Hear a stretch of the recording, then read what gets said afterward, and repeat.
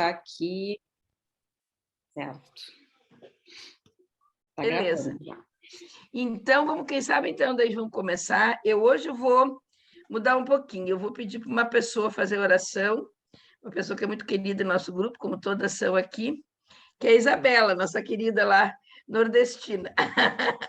Pode fazer oração para nós, Isabela? Posso, com prazer. Queria agradecer esse momento ao nosso Senhor Jesus Cristo. Tu és, Senhor, o caminho, a verdade e a vida. Que o teu amor imortal ilumine nosso espírito, a cada um de nós. Que esse estudo, mais uma vez, possa aclarar todos os nossos pensamentos, que todos os teus ensinamentos do teu evangelho de amor sedimentem no fundo do nosso espírito, no fundo da nossa alma. E te agradeço de todo o meu coração por fazer parte desse grupo, onde existe uma troca fluídica tão maravilhosa de pessoas do bem. Muito obrigada. Bom, então, gente, mais uma vez, vai tudo certinho. Nós vamos ter o prazer de ver a nossa querida amiga Elodie, amiga de longa data. Como diz a Isabela, essa é uma família. Quero dizer que essa é uma família muito unida, né? Bem por aí mesmo, né? Que tem muito amor, né? Esses dias a Cidéria estava conversando comigo, acho que a Cidéria sentiu isso também, do amor que tem aqui.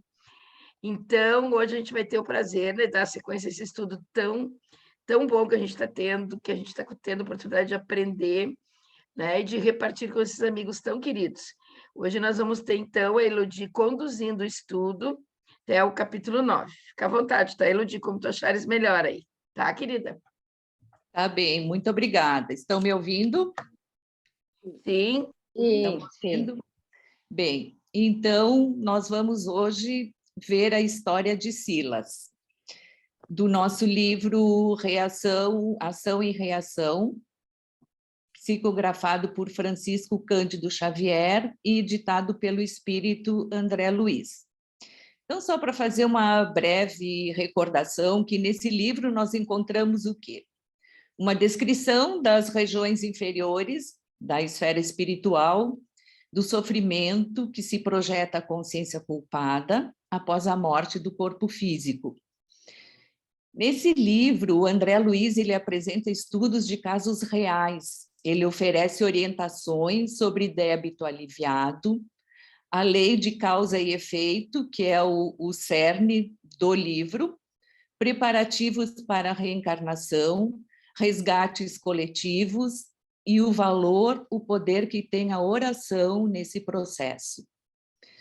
O autor espiritual, ele também nos mostra as possibilidades na atual existência que estão vinculadas às ações das existências passadas, do mesmo modo que essas ações nossas na atualidade condicionarão as possibilidades futuras.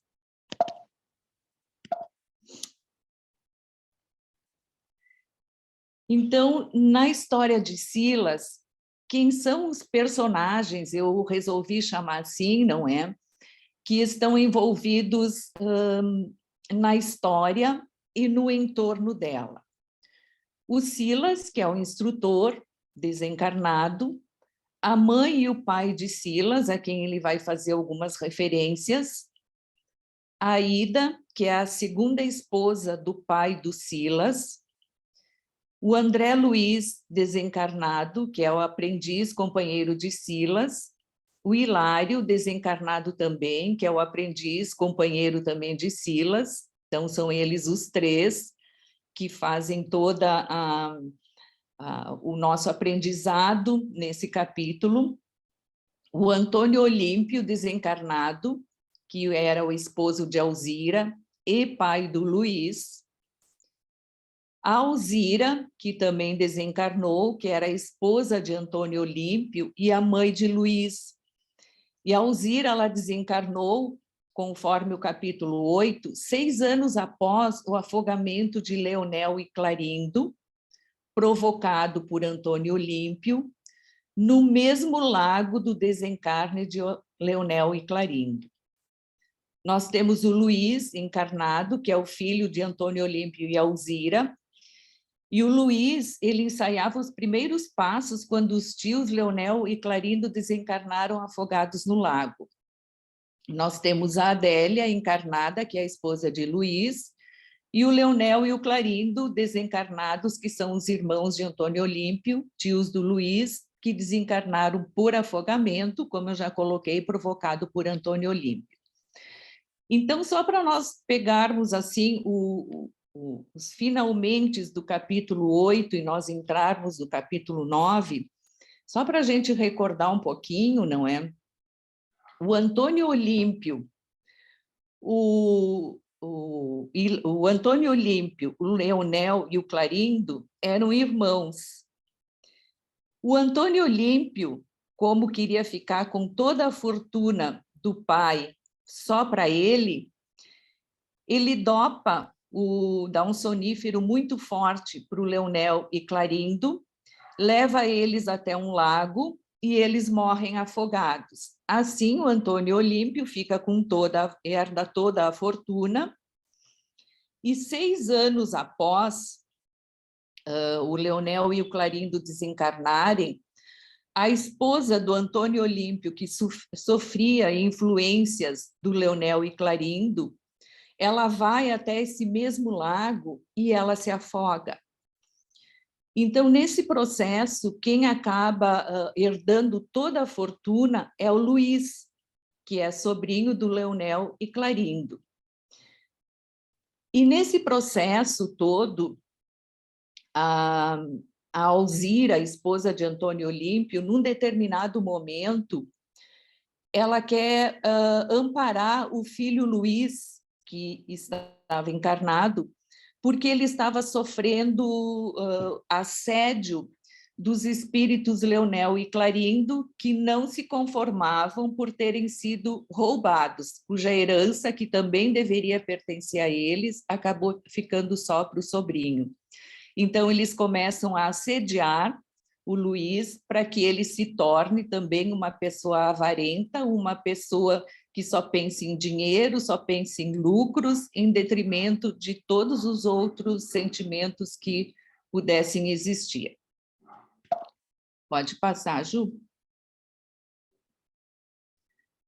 Bem, então, se a gente recorda também, o Luiz, o Silas, o Leonel, o Silas, o Hilário e o Luiz, eles foram até a casa onde morava o irmão do Antônio Olímpio, o Luiz, não é?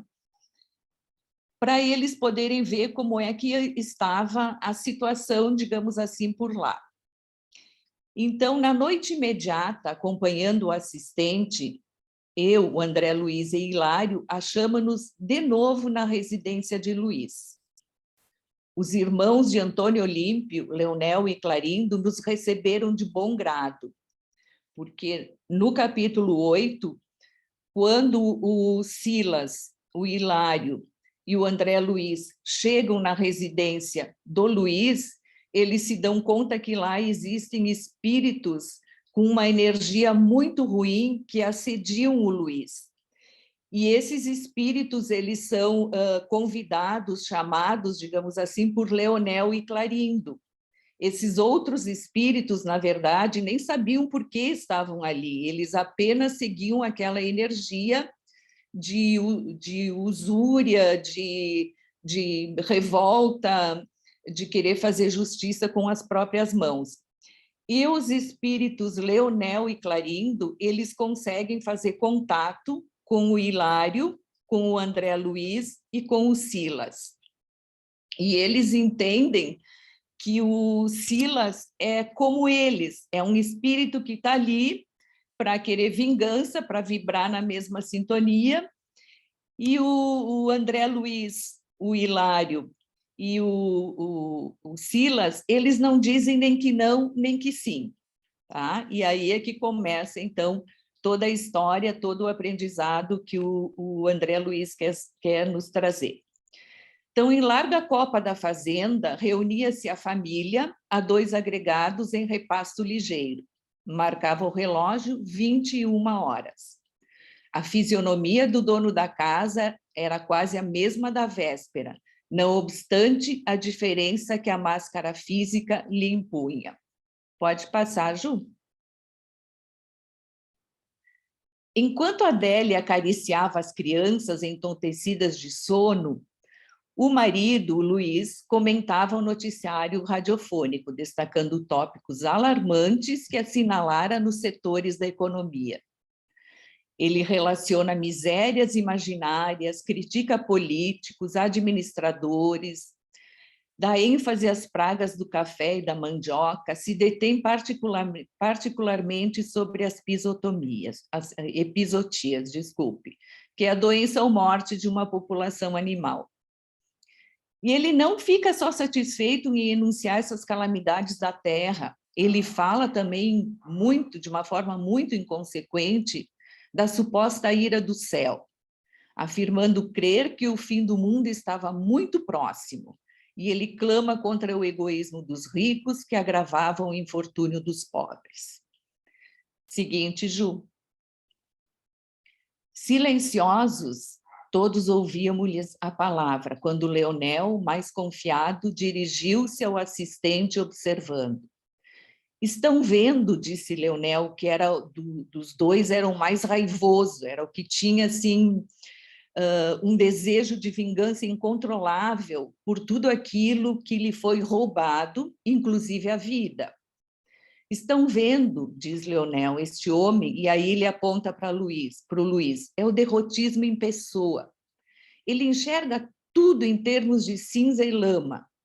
Ajuiza com firmeza os desastres sociais, conhece as zonas mais tristes da indigência coletiva. Entretanto, ele não sabe se desfazer de um só centavo dos milhões que retém a favor dos que sofrem nudez e fome. Inclusive, a esposa dele e os 2 filhos viviam praticamente na miséria.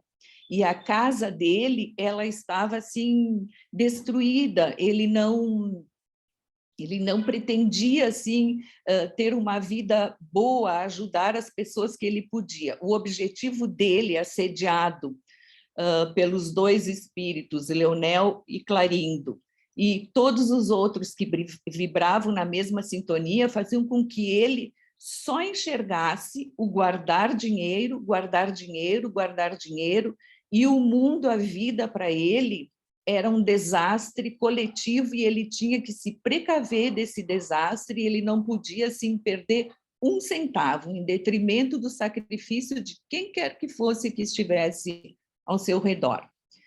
E aí, seguindo, Leonel diz: acreditam, acaso, possa ele continuar merecendo toda a felicidade da permanência num corpo carnal? Seguinte, Ju.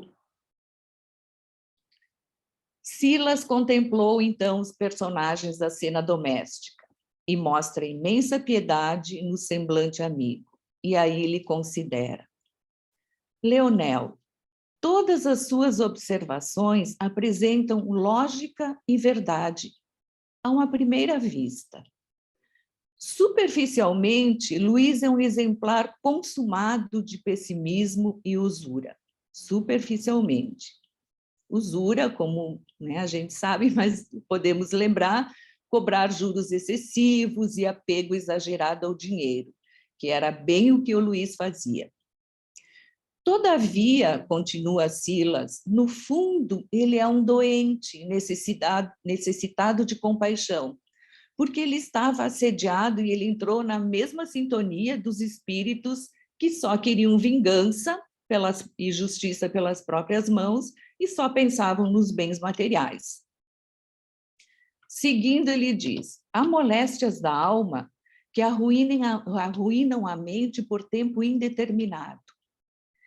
Aí ele faz uma pergunta muito interessante. Quem seria ele, quem seria o Luiz, se ele fosse amparado por outras influências?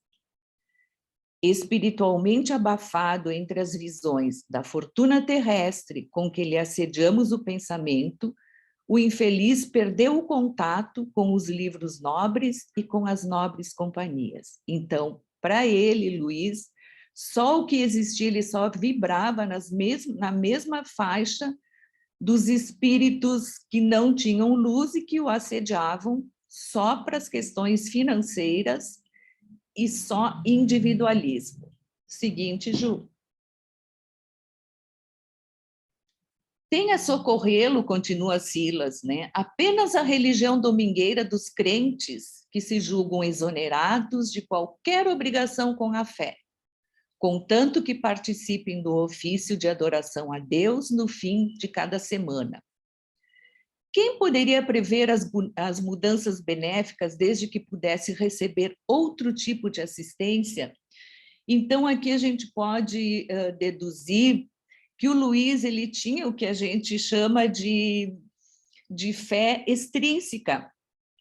Ele, na verdade, apenas participava dos cultos religiosos do domingo como uma obrigação, como uma rotina a qual ele estava acostumado, mas que dela nada ele absorvia, não é? Ele não, na mente dele não havia espaço para outras questões da qual ele pudesse se beneficiar e beneficiar quem estivesse a seu entorno.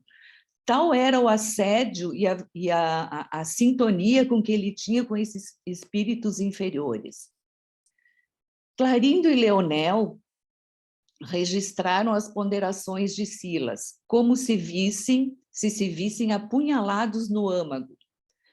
Tal a expressão de revolta que se lhes assomou o olhar coruscante, relampejante, reluzente, não é? E aí lhes dizem.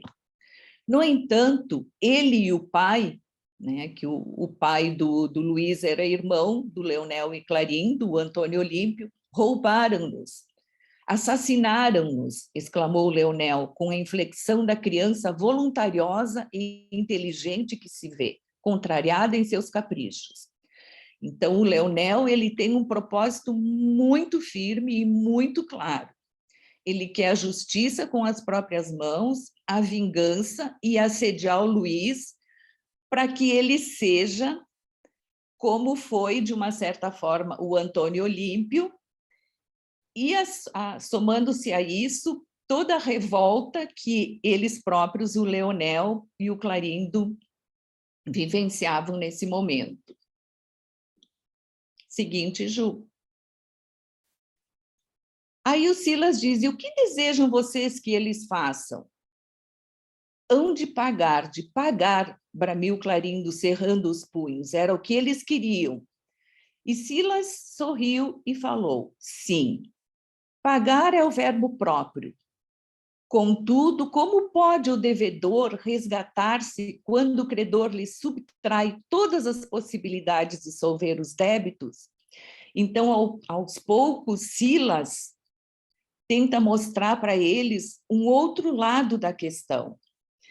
Porque se o Luiz tem o mesmo pensamento e vibra na mesma sintonia de que tudo é para ele só pensa no lucro, ele só pensa no dinheiro, em que momento na mente dele terá um espaço para ele se dar conta de que tudo que ele herdou também pertencia aos tios e que, de alguma forma, se o pai em vida não pôde reparar isso, que agora, nesse outro plano, o pai e os próprios tios pudessem reparar com a ajuda dele, do Luiz, mesmo Luiz estando encarnado.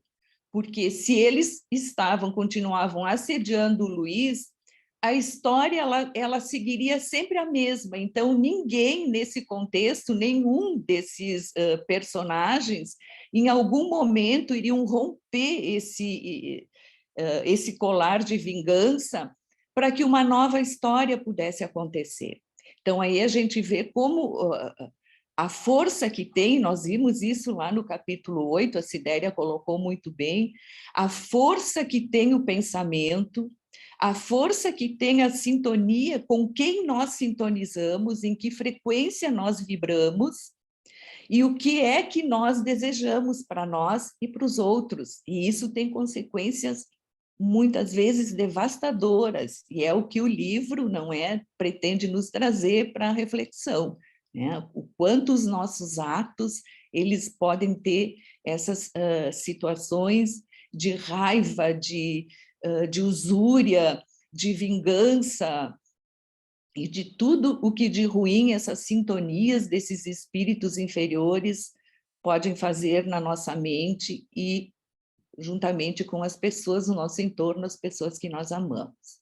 Seguinte. Elodie, aqui eu queria só fazer um comentário, porque como chama atenção, né? Esse livro, no geral, ele mostra isso também, mas, assim, é predominância, assim, mas a questão da vingança, como é muito forte isso, né?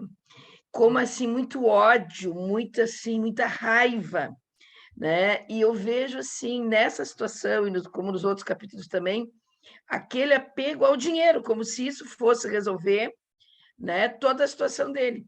E nenhuma preocupação em que pudesse ser uma pessoa melhor, né? Porque desmistificando a ideia, não, nós vamos do outro lado, vai tudo mudar. Não, tudo continua e nós vamos começar do zero. Por tudo que a gente deixou de fazer aqui, nós vamos resolver lá. Mas o que me chama a atenção é a impressão que dá quando ele diz não te pagar, a coisa assim, de muita raiva, de muito ódio, né? E que coloca aqui também que, ó, ajudai os vossos inimigos, ao contrário aqui. Parece que é a perpetuação da vingança, do desamor, né? Chama muita atenção isso nesse capítulo, né? Exatamente. Eles não conseguem... O Luiz, na verdade, como ele se deixou, não é? Ele não tinha um lastro de sustentação, ele não tinha uma opção na vida dele. Então, consequentemente, se ele não tinha uma opção espiritual mais embasada, de lastro mais sustentável, ele acabou se influenciando por esses espíritos inferiores que queriam a justiça a qualquer custo. De uma certa forma, a gente pode até vislumbrar que o próprio Leonel e o Clarindo, eles também não sabiam muito bem o que eles estavam fazendo, porque como o Luiz estava encarnado e eles desencarnados, de que forma seria esse pagamento que eles queriam, não é? Dinheiro eles não poderiam usufruir, uma vez que estão num outro plano espiritual, não é? Então, o que eles pretendiam, além de ocasionar sofrimento a Luiz e à família dele, eles próprios provavelmente não tinham muito claro isso, né? Quando eles diziam de pagar, mas pagar de que forma, não é? Alguém mais ou podemos ir adiante? Eu só queria colocar uma coisa e salientar, é que o Luiz, quando o pai dele morreu, que ele ficou sozinho, ele tinha em torno de 22 anos, o que é uma cabeça de 22 anos, né?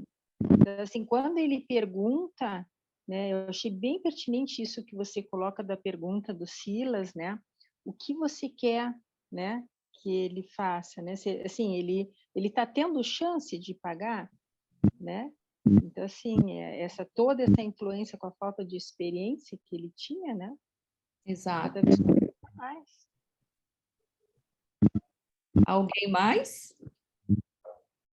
Ju, então, o próximo, por favor. Então, seguindo Silas, porque devagarinho ele quer mostrar a Leonel e Clarindo que o que eles querem, na verdade, o que eles desejam, é algo que não tem um propósito, não é? E que eles podem mudar essa faixa de sintonia e eles podem ter um outro caminho que eles não estão enxergando. Mas o Silas não pode simplesmente chegar e bater de frente com o Leonel e o Clarindo, porque senão isso exacerbaria a raiva deles. O Silas nos dá a entender, e é correto, que o caminho para a gente poder enxergar um outro lado, para a gente poder enxergar o bem e o quanto o bem faz bem a todos, ele não pode ser um caminho do 8 para o 80, ele não pode ser muito rápido, ele tem que ser uma construção lenta para que os aprendizes consigam, aos poucos, ir desfazendo toda essa energia ruim que eles trazem e irem se retroalimentando de uma energia boa e de um caminho consolidado, senão o fracasso poderia ser iminente. Então, Silas, ele continua dizendo o seguinte: que a nós mesmos cabe sanar os males de que somos autores, não padece qualquer dúvida. Somos responsáveis por aquilo que fazemos. Entretanto, se nos compete retificar hoje uma estrada que ontem desorganizamos, como proceder se nos decepam agora as mãos? O próprio Cristo aconselhou: ajudai aos vossos inimigos. E aqui, por uma nota do autor, ele colocou: ajudai no lugar de amai, porque seria muito mais bem aceito pelos espíritos que estavam tomados de ódio e que queriam receber. Se ele dissesse: amai aos vossos inimigos, ele não seria compreendido por Leonel e Clarindo. Então, ele usa o termo ajudar para que eles possam construir uma estrada de tal maneira que eles possam se sentir saciados, ressarcidos, perdoados, perdoar um caminho assim muito longo e de muito trabalho. Então, via-se que Silas, com a simpatia conquistada na véspera e com a argumentação despretensiosa e límpida, lograra inequívoca superioridade moral sobre os ânimos dos obsessores de sentimento enrijecido. Então, o Silas vai pontuando aos poucos uma trajetória para que o Leonel e o Clarindo possam entender o quanto a atitude deles e a forma como eles desejam proceder, eles não irão lograr êxito e não será bom para ninguém. Então, é por isso que ele vai pausadamente, delicadamente, sem se contrapor e sem bater de frente com esses espíritos enrijecidos e obsessores. Próximo, Ju. Ainda assim, Leonel perguntou a Medo: que considerações são essas para o Silas? Será você algum padre disfarçado? Intentará, porventura, a nossa modificação? Porque dos dois, o Leonel era um pouco mais inteligente, então ele se apercebeu que o Silas estava percorrendo um caminho para tentar mostrar para eles um outro lado da questão, né? Que essa questão poderia ser abordada, vista, tratada de uma outra forma.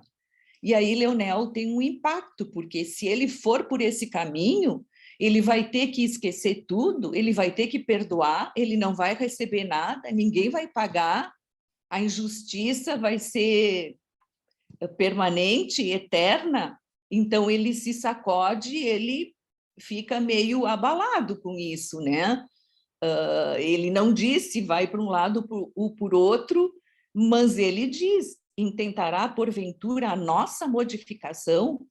E aí Silas diz: engana-se, meu amigo. Se algo procuro em nossa comunhão fraterna, é a minha própria renovação. Ou seja, o Silas, como já está num patamar de entendimento mais elevado, ele consegue compreender que toda situação enfrentada no caminho terreno ou no caminho espiritual, ela serve de aprendizado. E quando serve de aprendizado e renovação, nunca é só para a própria pessoa que trilha esse caminho, mas sim para todos os que estão no seu entorno, de uma forma mais a contento, de uma forma mais ampla ou de uma forma mínima, mas a mudança sempre vai acontecer de alguma maneira. E talvez, porque longa pausa se fez sentir em nosso grupo, Silas continuou. Próximo, Ju. Aí Silas começa a dizer, não é? O Silas ele tem o que oferecer, ele tem experiência, ele sabe o que ele está falando.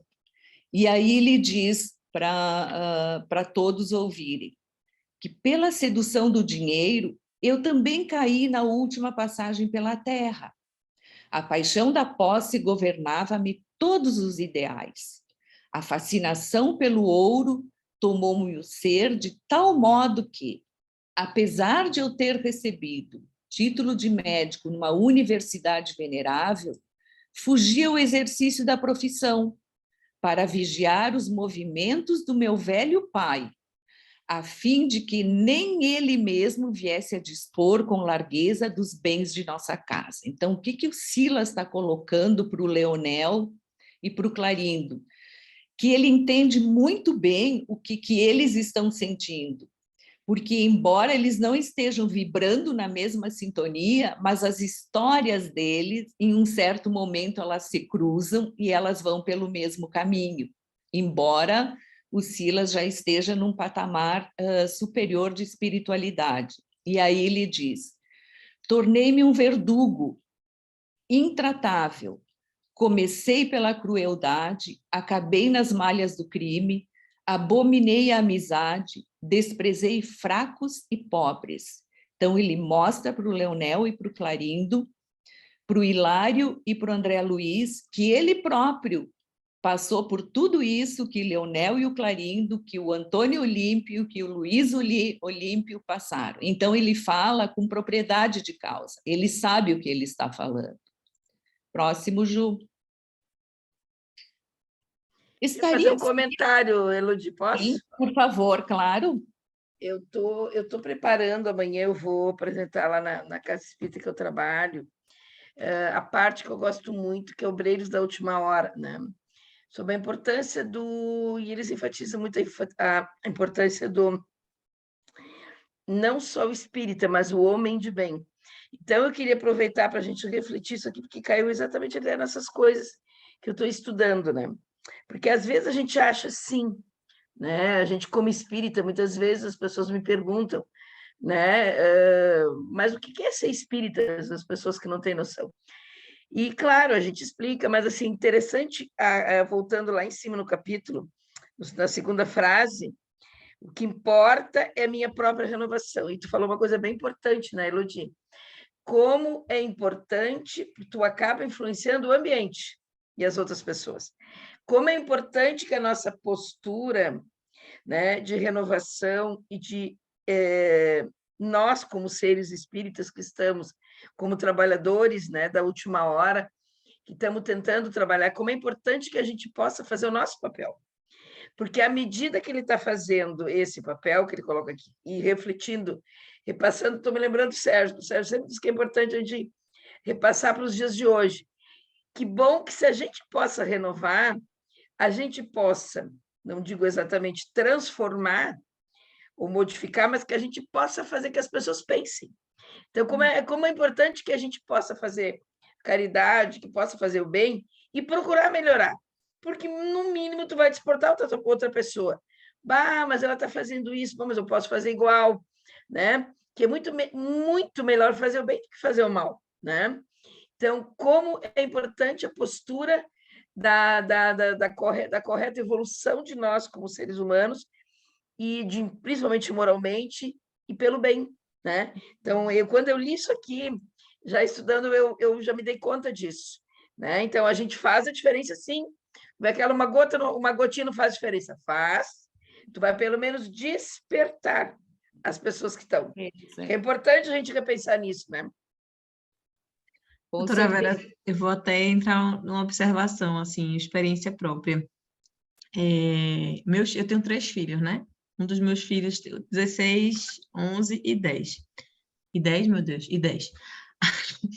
E aí, eu sempre, quando eu fazer alguma atividade, eu sempre levo eles, né? Já levei para o sertão, levei para tudo que é canto. E aí, ontem eu estava numa padaria, e aí sempre tem uma senhora lá com uma filhinha, com um filhinho. Aí eu disse, meu filho, aí eu sempre tenho leite no carro, essas coisas, né? Aí eu tava com meus 2 filhos. Aí eu tava muito apertada, eu peguei, dei uma coisa para um levar, eu vou levar o quê, mãe? Tome, leve isso. Aí eu, meio atrasada, aí eu não acompanhei eles, né? Eita. Aí eles saíram, foram um pouquinho na frente, aí daqui a pouco eu cheguei, só escutando eles.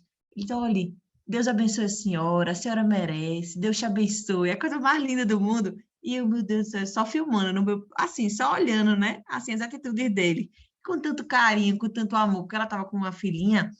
E eu digo, meu Deus, graças a Deus, é porque, como você está dizendo, eu não estou dizendo que eu tenho muitos defeitos, mas eu digo assim, até dentro do nosso lar, né? Às vezes a gente às vezes, assim, não quer, às vezes, levar os nossos filhos para participar de algumas atividades, às vezes porque o menino não quer, por motivos, assim, outros, mas, assim, no futuro a gente vai vendo que aquilo vai dando frutos, entende? Então, assim, lógico que o nosso também trabalha a mesma coisa, né? Assim, tudo que a gente faz. Mas eu digo assim, dentro do nosso lar é muito forte, né? Ou seja, a gente, apesar de todos os nossos defeitos, né? Que nós possamos ser aquele que tenta se transformar todos os dias, né? Como o verdadeiro espírita é aquele que faz, que você vai ver, né? Que a transformação dele, ele tenta se transformar todos os dias, né? E controlar, né, as más inclinações dele, e eu achei bem legal, e eu comentei com meu marido em casa, fiquei bem feliz, e foi isso. Aí eu acho que é isso, realmente a gente muda sem nem notar, né? Sim, E o exemplo começa em casa, né, Isabela? Olha que lindo isso aí. É em casa, né?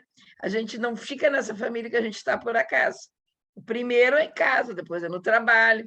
Que legal isso aí que tu falaste, acho muito legal. Eu aprendi muito, tu sabe que meu pai sempre foi muito cristão, né? Eu era pequena e eu, tu sabe que assim, eu tenho uma aversão a botar coisa fora, comida fora, porque eu me lembro muito do meu pai, sabe? O pai, desde pequeno, eu era pequena, 5, 6 anos, sobrava comida, minha filha, vão comigo. E levava lá em Erechim, a gente ia na beira da estrada, e ele encontrava as pessoas e levava comida, levava na panela, deixava lá. Aprendi isso muito com meu pai. Os exemplos vêm de casa, né? E eu o exemplo do bem, né? Então, eu acho que isso é bem legal para a gente poder discutir, porque é uma desse capítulo, eu acho que uma coisa que chamou muita atenção, a importância do nosso papel. Porque muitas vezes tu acha, tu tenta fazer melhor, mas não vou fazer grande coisa. Não, tu vai já transformando no ambiente. Olha que legal que tu fizesse aí. Isso aí tu te dá conta, né, Isabela? Né? Quando vê, que lindo isso, né? Acho que é por aí, né? sim, e também isso que a Isabela e que tu colocaste, Vera. Mesmo na pior das hipóteses, que essas atitudes não vingassem, não crescessem, não dessem frutos nessa encarnação, mas depois no plano espiritual, os filhos, no caso da Isabela, vamos tomar esse exemplo, eles se lembrarão disso, e o Silas traz justamente essa questão mais lá adiante, quando ele conta a história. Aí se dão conta de como era a mãe, de como era o pai, o que eles perderam, o que podiam ter feito de diferente, não para um arrependimento ou culpa, mas para fazer algumas ponderações e poder evoluir espiritualmente e preparar a vinda na Terra para poder trabalhar com essas questões, né? Isso é muito, muito, muito forte nesse capítulo. Mais alguém ou vamos adiante? Então, depois que Silas coloca essas questões da última passagem da vida terrena dele, o André Luiz fica pensando e ele se reporta o seguinte: estaria Silas reportando-se a verdade crua? Ou ele estava se utilizando naquela hora de alguns recursos extremos, incriminando indevidamente a si próprio para regenerar os carrascos, Leonel e Clarindo, que nos ouviam?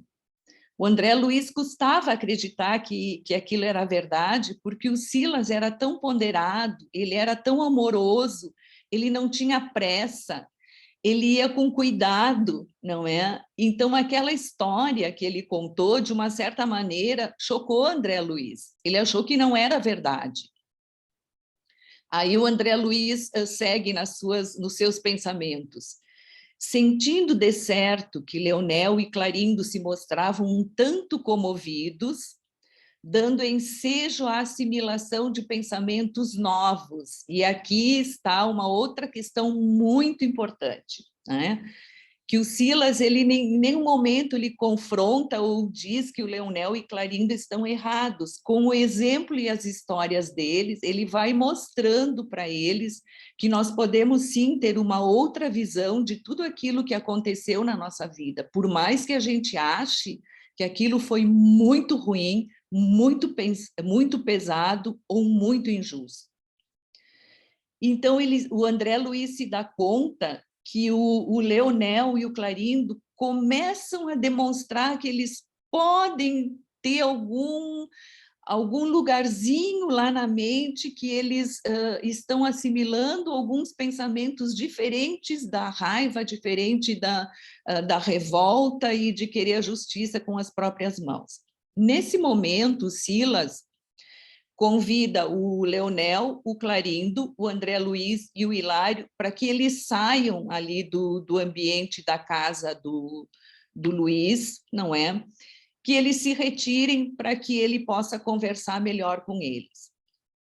Pretendia dizer-nos, Silas, algo de sua experiência, mas preferia conversar conosco ante o altar abençoado da noite. Então, eles foram para um lugar neutro, com as estrelas, não é, com as árvores, para que eles pudessem, então, conversar livres entre aspas, daquele ambiente terreno, e da obsessão daqueles espíritos e do ambiente que estava na casa do Luiz. Seguinte, Ju. Lá fora, as constelações resplendiam, como lares pendentes da criação. O vento perfumado corria, célere, como quem se propunha transportar-nos a oração ou a palavra para a glória do céu. Notei Silas efetivamente emocionado, qual se fixasse os olhos da alma em painéis distantes. Clarindo e Leonel, dominados pela simpatia a se lhe irradiar do semblante, observavam-nos submissos. Então, aqui, nesse momento, o Silas, ele começa a olhar uma outra parte da vida dele, que ele quer compartilhar a título de exemplo de caminhada com os companheiros, dizendo a eles que sim, que todo o mal que habita na Terra, todo o mal que foi feito, todo o mal que nos atingiu, eles podem sim ser demovidos se nós soubermos optar por um outro caminho, mas que nem sempre sozinhos nós conseguimos ir por esse caminho.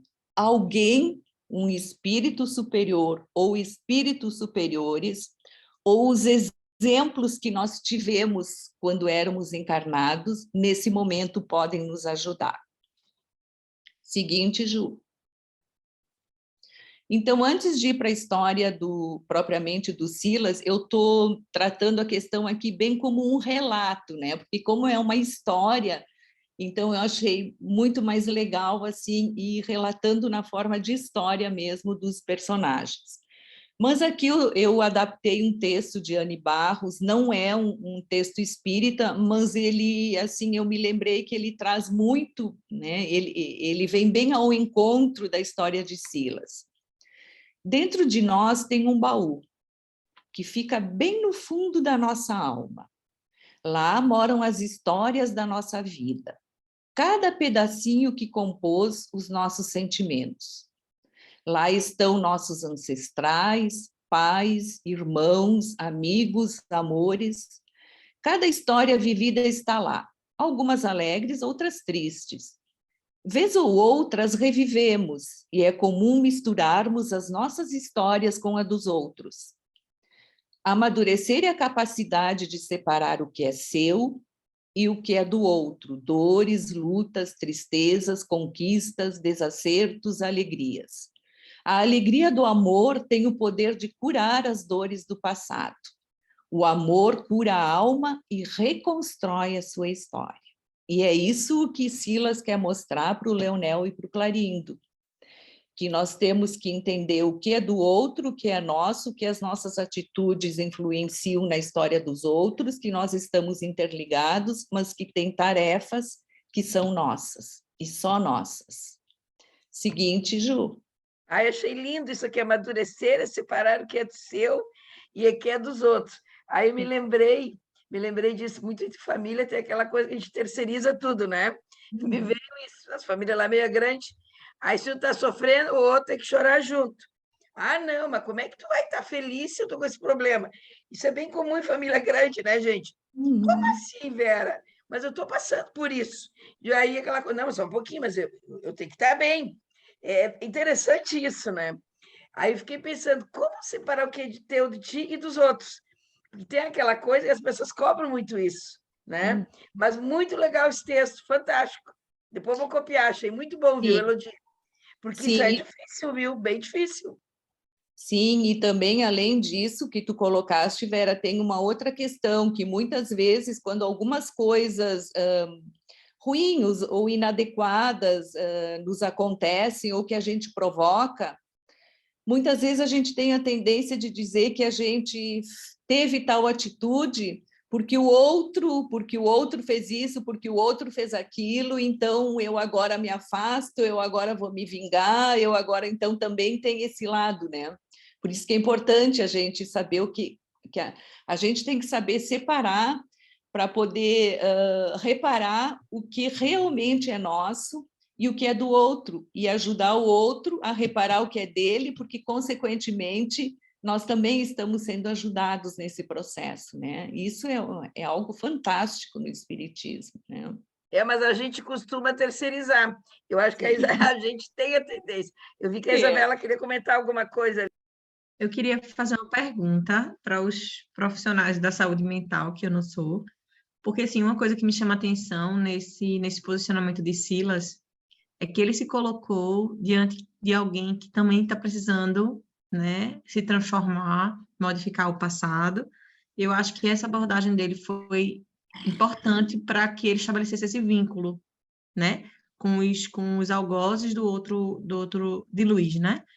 Porque, assim, talvez se ele tivesse sempre num posicionamento de superioridade moral, eles não tivessem estabelecido esse vínculo e essa compreensão e essa empatia. Então, há muitas vezes, para você poder, assim, ser escutado por alguém, você tem também que se fazer humilde, né? E se fazer alguém que precisa também se modificar para que aquela pessoa lhe escute com mais atenção. E eu queria que os profissionais de saúde mental pudessem se posicionar em relação a, assim, essa postura, esse posicionamento dele. O que é que vocês acham em relação a isso? Eu não sei se tem alguém da saúde mental no grupo nesse momento. Mas não tem psicólogos. Tem psicólogo ali, ó, os psicólogos, Sidéria, João. Olha aí, pessoal. Não, eu estava esperando o João se comunicar. É a Sidéria e o João, acho, aqui no grupo, né?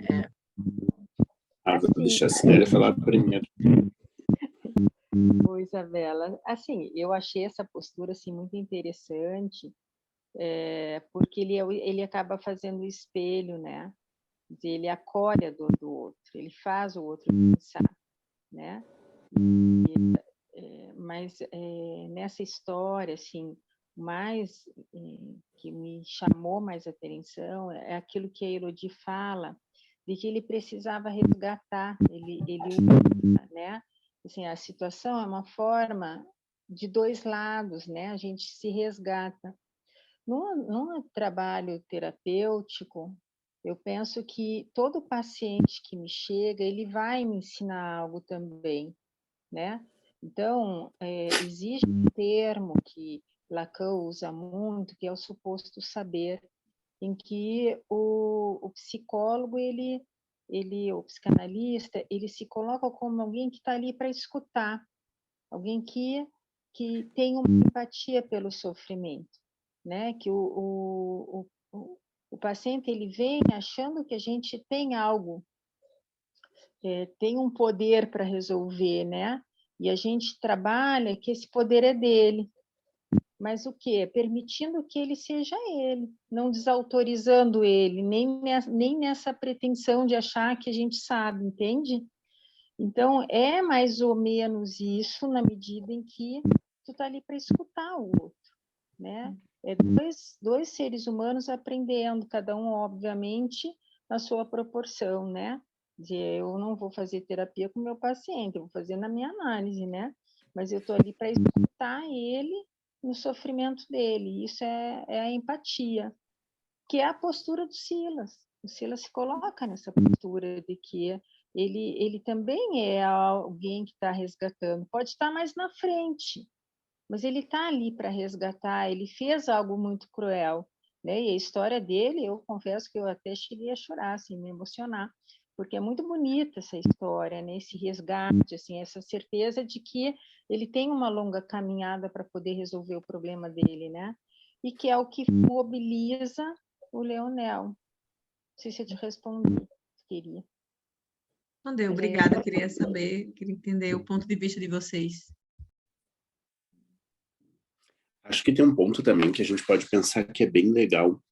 O apoio do Silas consegue permitir que ele entristeça um pouco, porque ele está nessa coisa da usura, da paixão pelo dinheiro, dos domínios da carne, assim, numa loucura do devaneio, assim, da paixão, que é bem paranoide, e ele não consegue compreender a situação dele. Para ele ter algum tipo de compreensão e chegar nessa afirmação, nessa integração, ele precisa ter uma capacidade de entristecer, que é muito difícil de se fazer, porque a reparação, a capacidade de superação dessas coisas, desses devaneios que ele entra, se dá pela medida que a tristeza aparece. Então, a tristeza é um sentimento muito importante dentro do psiquismo, sabe?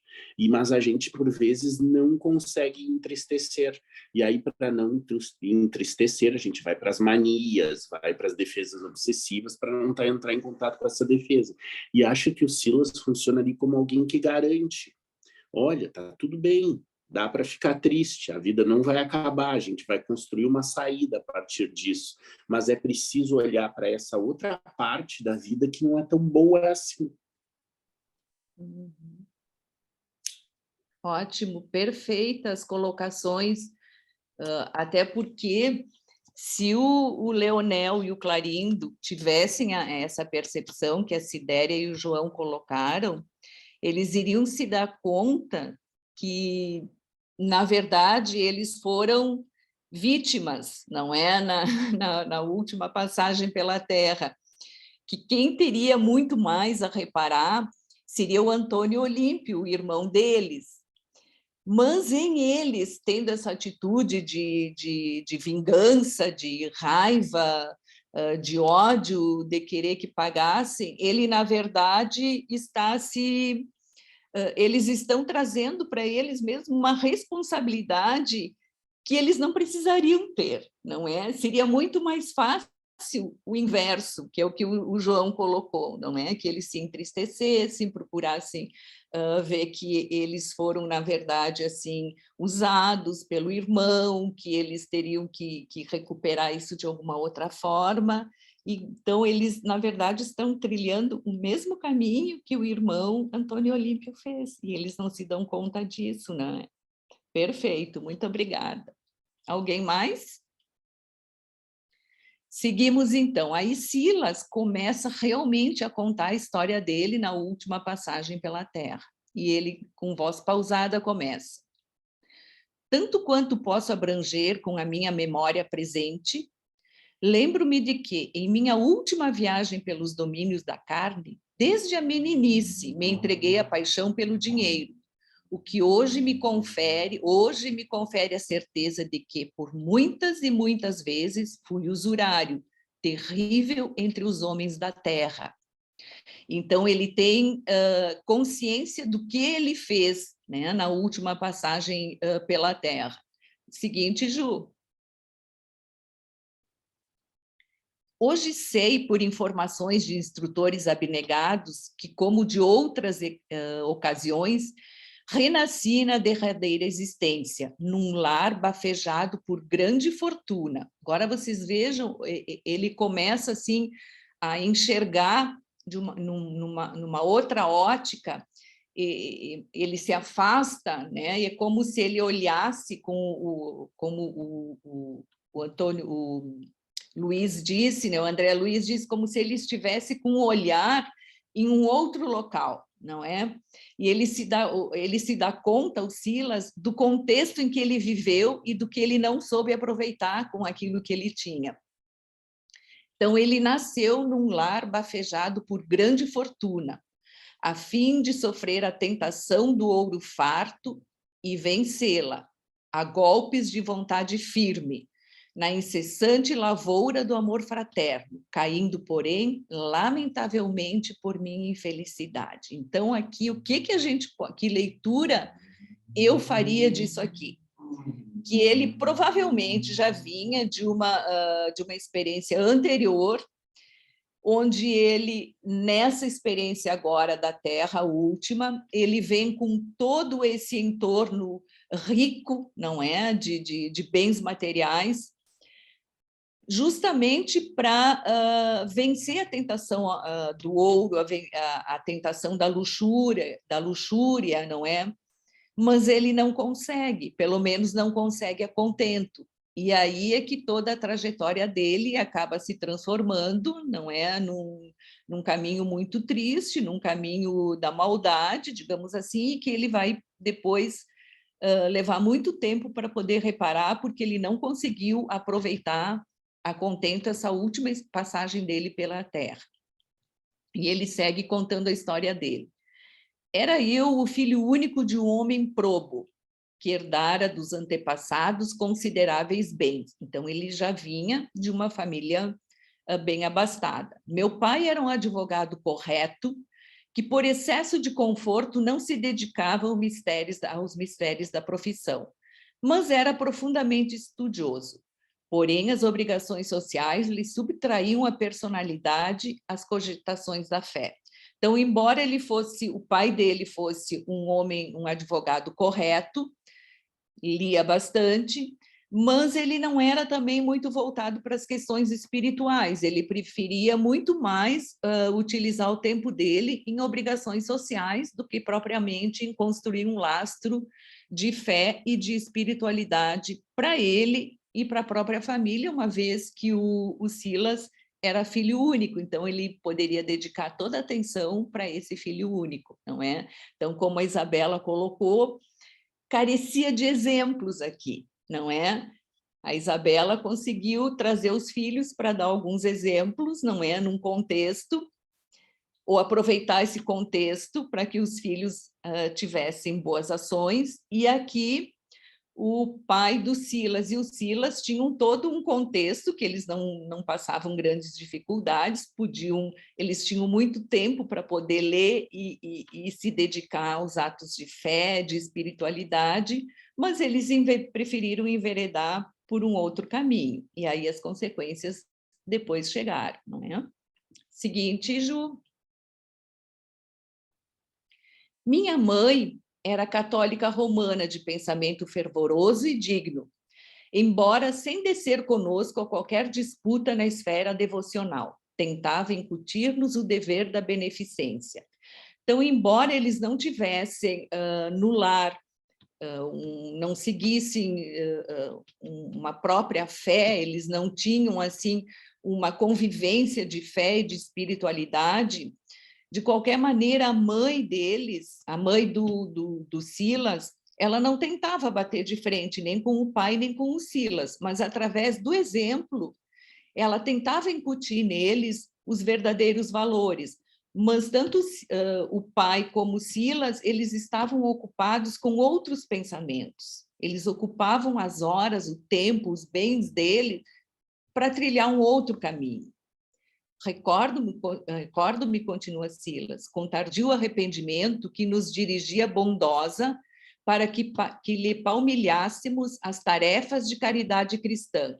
Meu pai e eu recusávamos. Eles tinham outros interesses. Eles não queriam trilhar os caminhos da fé, da bondade, da alegria, da compaixão. Eles estavam muito ocupados com o dinheiro e com as questões sociais. Minha genitora cedo percebeu que meu pobre espírito trazia consigo o azinhavre, que é a malícia, da usura, e reconhecendo que lhe seria difícil colaborar na renovação íntima de meu pai, homem já feito e desde a infância habituado à dominação financeira, concentrava em mim seus propósitos de elevação. Então, ela queria investir no Silas. Ela não queria que Silas trilhasse esse caminho de só pensar no dinheiro e de achar porque eles tinham uma fortuna, o Silas não precisaria ter fé, não precisaria ter espiritualidade e que ele só dedicasse a vida e o tempo dele aos bens terrenos, não é? Seguinte, Ju. Vocês podem... Então, ali prova, né, Elodie, que ele teve oportunidade, ele teve um exemplo bom e um outro exemplo ruim. Então, é aquela coisa, né? A gente é chamado em algum momento. Ele teve oportunidade, não aproveitou a oportunidade nesse momento, ele fez a escolha. Aí vem a questão do livre-arbítrio. Então, o que ele vai colher vai ser de acordo com a escolha que ele vai buscar. Né? Isso acontece também em família. Tu pode seguir o exemplo de um ou outro, a escolha de cada um, né? Tu vai escolher criar, seguir no caminho que vai te levar ao bem ou não. E a gente tem que arcar com isso também, né? Com certeza, depois a conta chega, como a gente diz, não é? Seguindo, então, contando a história deles, o Silas diz que a mãe buscou estimular nele o gosto pelos estudos de medicina, alegando que, ao lado do sofrimento humano, poderia eu encontrar as melhores oportunidades de auxílio ao próximo. Intimamente, eu escarnecia das sagradas esperanças de quem me era a criatura mais cara ao espírito. Então, ele, além de não acreditar naquilo que a mãe lhe proporcionava ou lhe oferecia, ele ainda escarnecia disso. Ele não achava que isso tinha valor, né? Ele não valorizava isso. Contudo, consagrei minha carreira médica. Muito mais interessado em explorar os enfermos ricos, eu vislumbrava amplas vantagens materiais. Então, vocês vejam, toda a oportunidade que ele teve, praticamente sem grandes esforços, mas tudo que ele tinha oportunidade e que ele podia fazer, o olhar dele sempre era para si próprio, das vantagens que ele poderia usufruir e obter daquele caminho que ele estava trilhando, né? Vocês vejam assim que pensamento obcecado, que lado humano, não é? Que personalidade ele estava desenvolvendo e alimentando, e retroalimentando, não é? Entretanto, em vésperas da vitória estudantil, quando ele iria, não é, receber o diploma de médico, minha mãe, relativamente moça, despediu-se da experiência física, vitimada por acidente de angina. Nossa dor foi enorme. Então, ele fica sozinho com o pai, ele era filho único, e a mãe, que de alguma forma assim, tentava trazê-lo, não é, para a espiritualidade, lhe dar um apoio, um amparo, tentar mostrar o quanto ele poderia aproveitar, usufruir de tudo que ele tinha, dos bens materiais, para se tornar um homem de bem e repartir com os menos infortunados o conhecimento e a fortuna dele, não é? Ele não aproveita enquanto a mãe é viva, ele não corresponde, ele não entende o que a mãe quer lhe proporcionar. Mas isso não impede que ele sinta dor quando a mãe partiu, porque de alguma forma aquela sementinha estava lá dentro, não é? A mãe lançou e de alguma forma aquilo, se não em ações, mas em pensamentos, iria repercutir. Seguinte, Ju. Só deixa eu salientar uma coisa que eu gostei aí nessa parte, a grandeza dessa mãe, né? Que assim, ela se deu conta que ele não estava entendendo o que era ajudar o outro, a importância, né? Aí ela faz ele fazer medicina para ver se isso sensibilizaria ele, né? Já que ele não estava escutando ela. Olha só a grandeza dessa mãe. Exato. Né? E isso, exatamente, Sidéria, ela tenta, por um outro caminho, que ele conseguisse retornar, de uma certa forma, assim, desenvolver nele o lado espiritual e a empatia por aqueles que dele precisariam, não é? Ou precisavam. Mas mesmo assim ele preferia a parte do dinheiro, mas houve uma tentativa da mãe, né, Sidéria? Então é interessante. Bem lembrado isso. É. Continuando, ele diz: recebi meu diploma de medicina, qual se me fora ele detestada recordação. E não obstante os estímulos da bondade paterna, não cheguei a ingressar na prática da profissão. Então, todos os anos de estudo que ele teve, ele não aproveitou, ele não conseguiu colocar em prática, porque mesmo que ele usasse a medicina para extorquir dinheiro dos mais ricos, nem isso ele fez, porque ele tinha dinheiro suficiente, e isso significava trabalhar, isso significava ouvir o próximo. E, de repente, numa dessas idas e vindas da profissão, ele iria se deparar com pessoas que precisassem dele sem poder lhe dar a paga que ele tanto esperava. E ele não queria isso não era interessante para ele. Recolhido à intimidade doméstica, ausentava-me tão somente para entretenimento e repouso, mais do que nunca chafurdado na sovinice. E acompanhando o inventário de minha mãe com vigilância tão rigorosa que minhas estranhas atitudes chegaram a surpreender meu próprio pai, egoísta e displicente, mas nunca avarento quanto eu. Então, ele conseguiu desenvolver nele uma avareza que nem o próprio pai tinha. Embora o pai usufruísse de dinheiro, gostasse da vida social, mas ele não era tão avarento quanto o filho. Então, vocês vejam assim o caminho que ele escolheu, né, nessa última passagem pela Terra. Ele reforçou, ele consolidou dentro dele tudo aquilo que os bens materiais poderiam lhe proporcionar, sem jamais pensar sequer no próprio pai ou na própria mãe, não é? Em ouvir a própria mãe, os ensinamentos dela não calaram um fundo no coração dele, né? Tamanha era a obsessão que ele tinha por somente usufruir do que a materialidade pudesse lhe proporcionar. O outro, para ele, não existia, ele não conseguia enxergar o outro. E aí cai, né, Elodie, também ali, lembrando a questão da constância do pensamento, claro, negativo.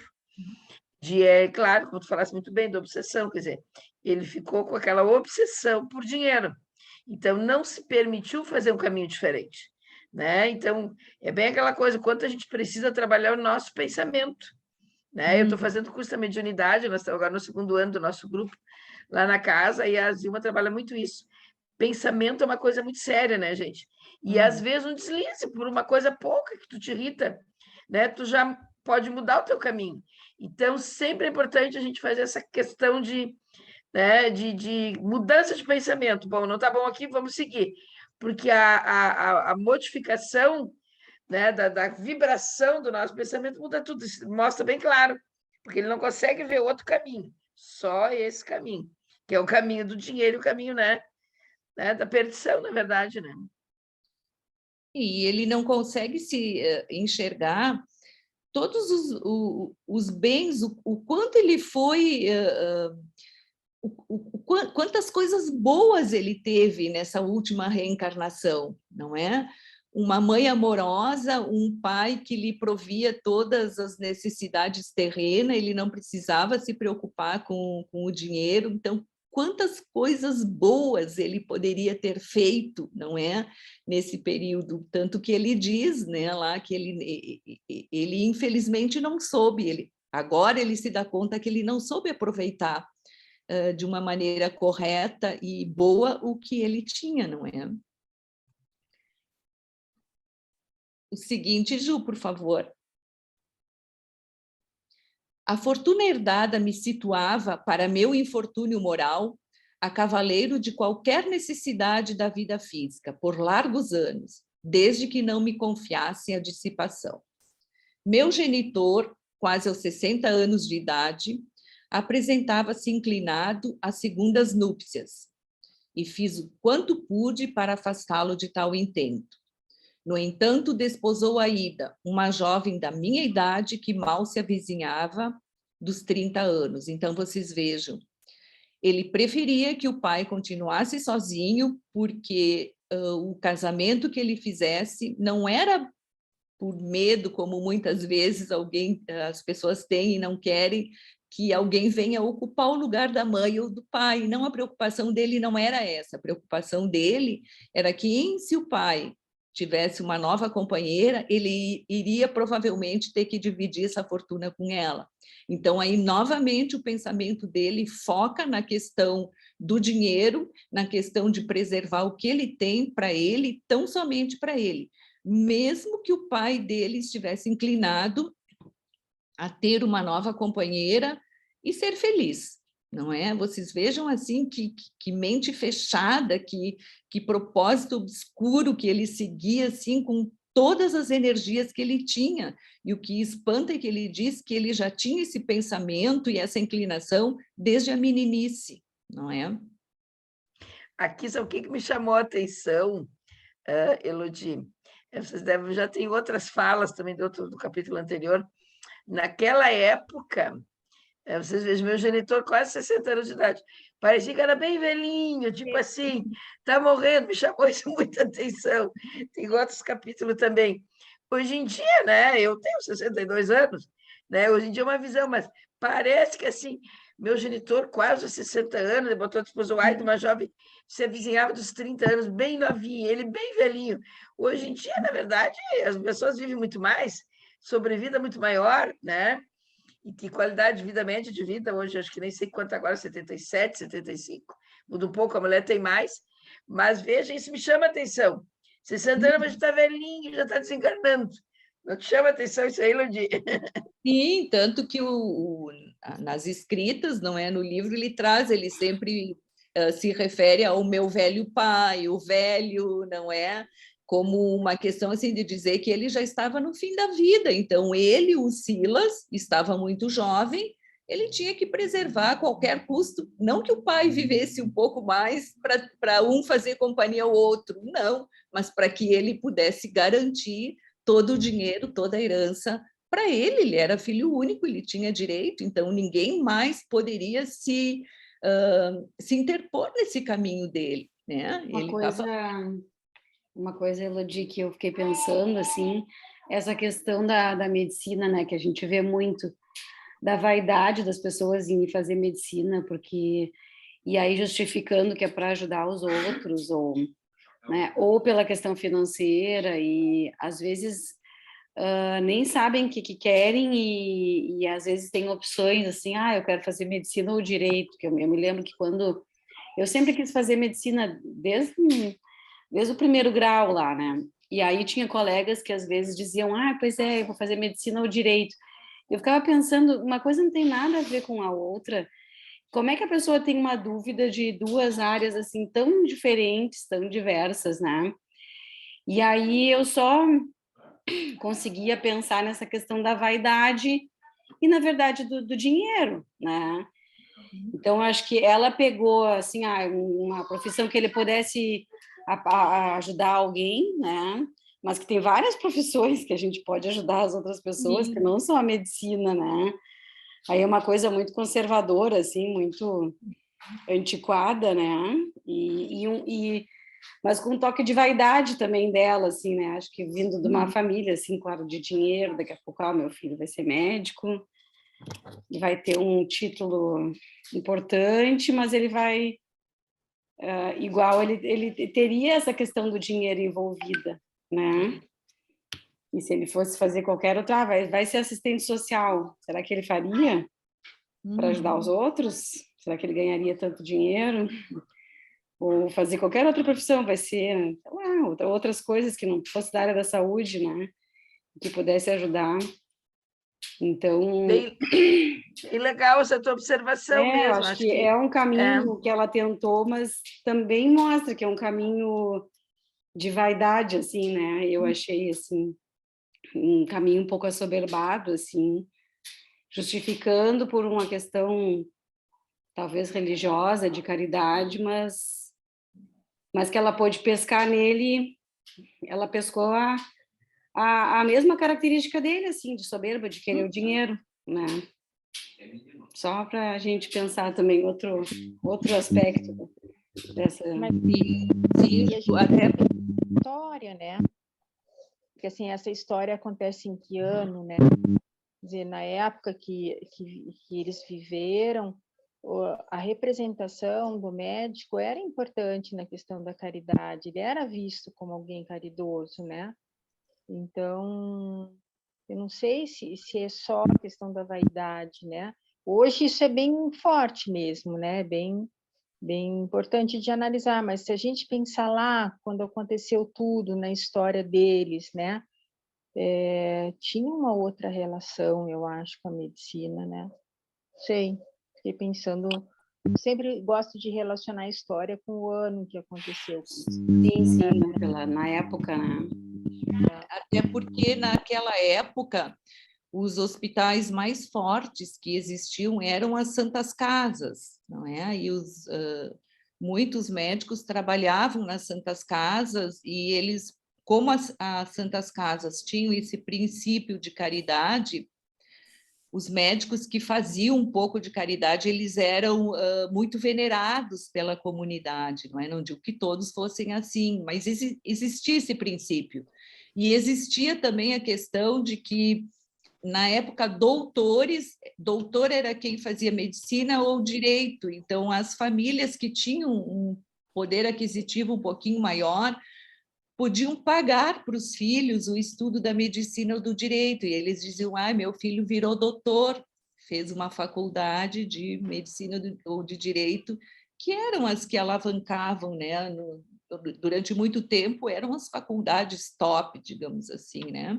Mas agora eu me lembrei do meu avô, né? O meu avô era de uma família, assim, não era rico, mas tinha um bom poder.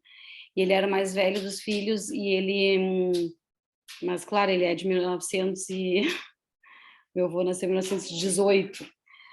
E aí, quando ele foi fazer faculdade, era assim, era medicina ou direito, né? Naquela época, e ele foi fazer medicina. Mas o meu avô sofreu tanto com a medicina, porque ele... Aí ele nunca me contou, mas o pessoal contava da família, que ele foi fazer pediatria e ele ficava com muita pena dos pacientes, e ele comprava os remédios, ele pagava coisa para as famílias, e ele se deprimiu na medicina, porque ele ficava muito envolvido, assim. E aí ele acabou se afastando e indo trabalhar de parasitologista dentro de um laboratório, porque ele não aguentava o sofrimento, assim, de ver o sofrimento das pessoas e queria ajudar, e aí reclamavam que ele não podia fazer isso, né? De receitar um remédio e pagar o remédio da pessoa, enfim. Então... Eu sabia dessa história. Que legal, Ju. E no Gostava fim, muito, no Anel fim ele Maia, pegou, muito no gente fim ele boa. pegou uma tuberculose, e aí afastaram também, disseram para ele que ele não podia mais ter contato com as pessoas, que ele tinha que trabalhar em uma área assim mais isolada, olha só. E aí ele foi fazer parasitologia.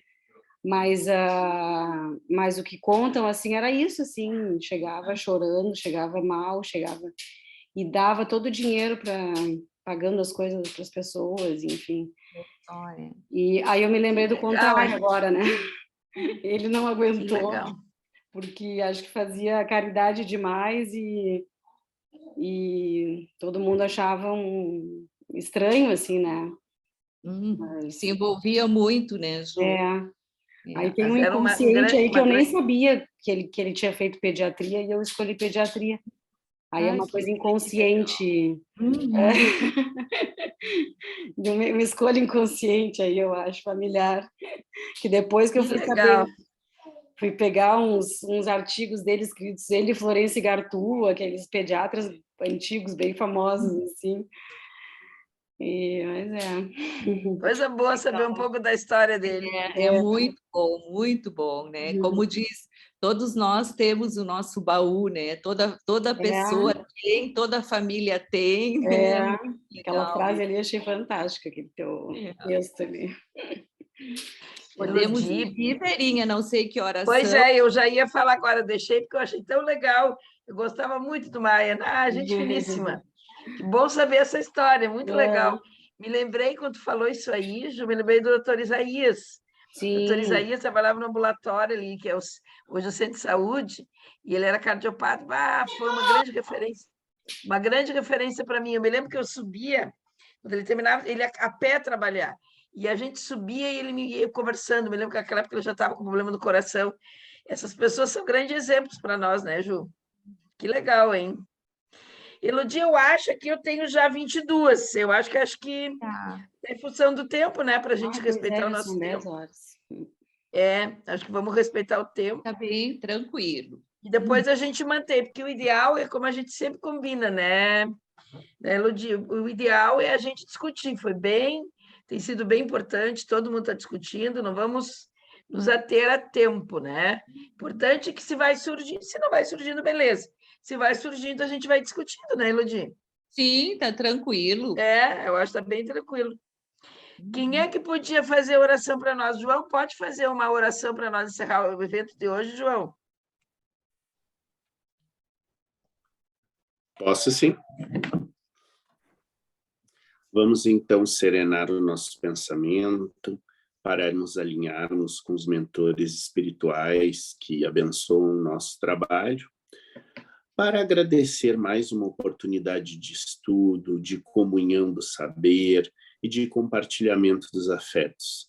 Vamos rogar também aos mentores espirituais que nos acompanhem nos próximos dias, que nos inspirem nas aprendizagens que tivemos hoje e que, em especial, envolvam a colega Elodie, que nos agraciou hoje com essa brilhante aula, e que possamos levar em nossos corações o desejo de servir, de aprender e de sempre contribuir no aproximadamente, no encaminhamento do próximo e de nós mesmos. Que assim seja. Que assim seja. Estava muito bom, viu, Elodie? Parabéns, viu?